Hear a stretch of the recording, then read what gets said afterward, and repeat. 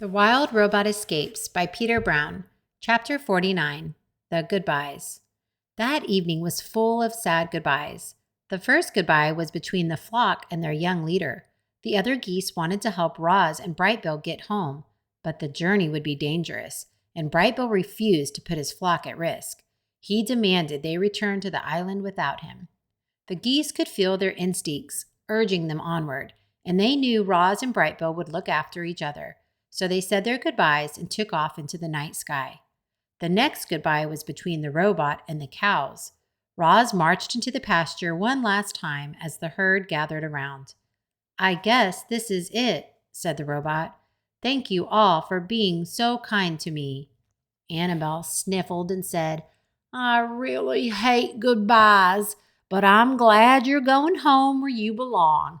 I just wish there was some way I could be helpful." "Actually, there is something you can do."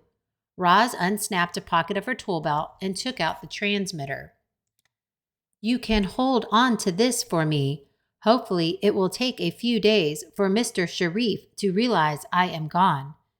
Annabelle smiled as the robot gently tucked the small device under her collar. Lily and the other calves suddenly swarmed around Roz and nuzzled her legs. They all had tears in their eyes. Tess wanted to lighten the mood, but she couldn't think of anything funny to say. The other cows called out to their friend, "We'll miss you, Roz. Get home safely. Don't forget about us." Roz waved to the herd. She said a silent goodbye to all the farm machines parked in the shed. Then she followed the driveway out to the fields, with Brightbill on her shoulder and the children at her side. The last goodbye was the hardest of all. Everyone was quiet as they walked through the silvery moonlight, past rows and rows of sprouting crops, and out to the farthest corner of the farthest field. Roz turned and faced Jaya and Jad. She looked past them, back to the distant lights of the farm buildings. "I have prepared the farm for my departure," said Roz. "It will take care of itself for a while, but not forever." "We can manage things, at least until we get another robot," said Jad.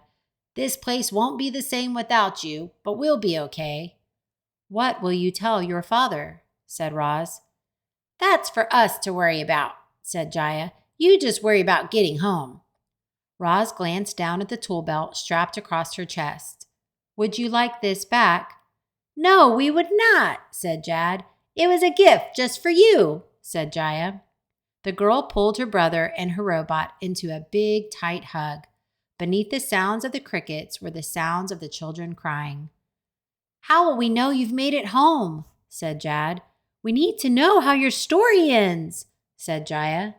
The robot muttered some animal words to her son and then said to the children, "If a goose ever visits this farm and presents you with a feather, you will know that I am home."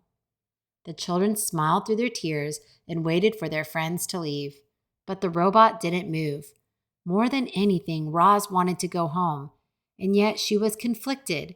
She cared about this family and this farm, and now she was abandoning them. The robot lurched forward, then backward, again and again, as her computer brain struggled with all of these thoughts and feelings. Finally, the children gave her the gentle push she needed. "Roz, we order you to run away." And the robot did as she was told.